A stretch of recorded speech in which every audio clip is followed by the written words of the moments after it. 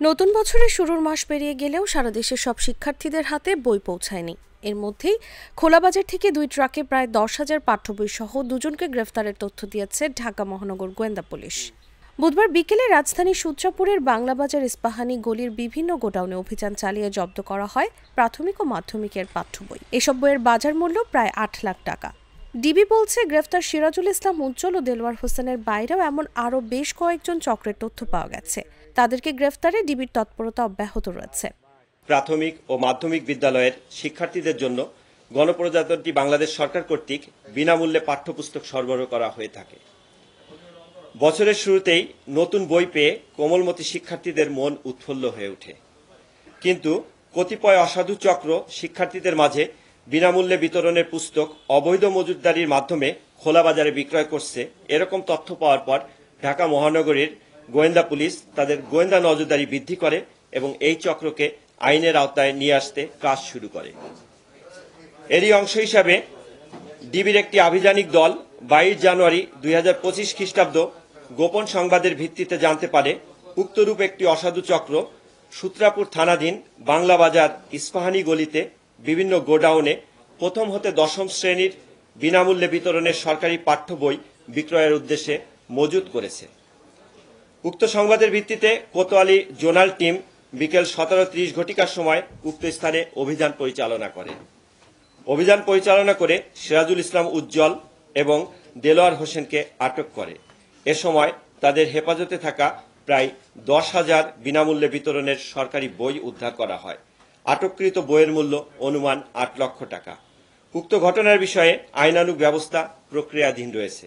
এছাড়া এই চক্রের সাথে জড়িত অন্যান্যদের গ্রেপ্তার ও অবৈধ মজুতদারির বিরুদ্ধে ডিবির অভিযান অব্যাহত রয়েছে। আবেদন দিব যে বইটা যেন আমরা বিজ্ঞ আদালতের আদেশ মোতাবেক আমরা ন্যাশনাল কারিকুলাম টেক্সট বুক বোর্ডকে ফেরত প্রদান করতে পারি এবং ফেরত প্রদানের করলে তৎপরবর্তী তারা হয়তো সেক্ষেত্রে ব্যবস্থা নেবেন। তবে এই ক্ষেত্রে বিজ্ঞ আদালতের আদেশের উপরে আমরা ব্যবস্থা নিব। আমাদের কাছে প্রাথমিক তথ্য যেটা, সেই তথ্য অনুযায়ী যেটা আমরা জানতে পেরেছি এ পর্যন্ত জিজ্ঞাসাবাদ করে, যে বইগুলো সাধারণত যে প্রসেসে করা হয়, ন্যাশনাল কারিকুলাম টেক্সট বুক বোর্ডের এখানে উৎপাদন বিতরণ এবং নিয়ন্ত্রণ নামে একটা শাখা আছে, যে শাখা থেকে যথাযথ যে ওপেন টেন্ডারের মাধ্যমে কার্যাদেশ প্রদান করা হয় বিভিন্ন প্রেসকে। প্রেস বইগুলো ছাপায় এবং বাঁধানোর পরে এই মাউসির মাধ্যমে সেটা বিতরণ, অর্থাৎ সেই ডিস্ট্রিক্ট লেভেলে জেলা লেভেলে যে জেলা শিক্ষা অফিসারের কাছে সাধারণত প্রেরণ করে থাকে।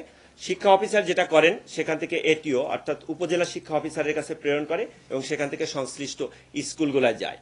তাই এর ভিতরে যেটা যে এই পরিবহনের ক্ষেত্রে, যে পরিবহনের জন্য একটা যাদের উপর দায়িত্ব প্রদান করা হয় তাদের ক্ষেত্রে, সেই ক্ষেত্রে আমাদের প্রাথমিক অনুসন্ধানে যেটা আসে যে এখানে একটা চক্র আছে, যে চক্র পরিবহনের সময় যে বইগুলো নিয়ে যায় সেখান থেকে অতিরিক্ত যে বই, সেই বইগুলো ফেরত এনে খোলা বাজারে তারা বিক্রি করে এবং খোলা বাজারে এই যে অসাধু চক্র তারা সেখানে জমা রেখে পরবর্তীতে তারা বিভিন্ন জায়গায় সেটা উচ্চ দরে বিক্রি করে থাকে। এটা আমাদের কাছে প্রাথমিকভাবে বের হয়ে এসেছে। কি boss, vital match, tough opponent, tension? Come on bro, অপোনেন্টকে নিয়ে ভাবার সময় আছে। আসল অলরাউন্ডারের কাজই তো হলো যে কোনো টাফ সিচুয়েশনে টিমকে অলরাউন্ড প্রোটেকশন দেওয়া।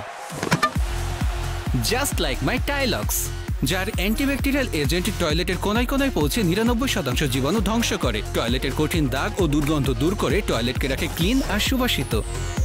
টাইলক্স টয়লেট ক্লিনার, ক্লিন মানেই টাইলক্স।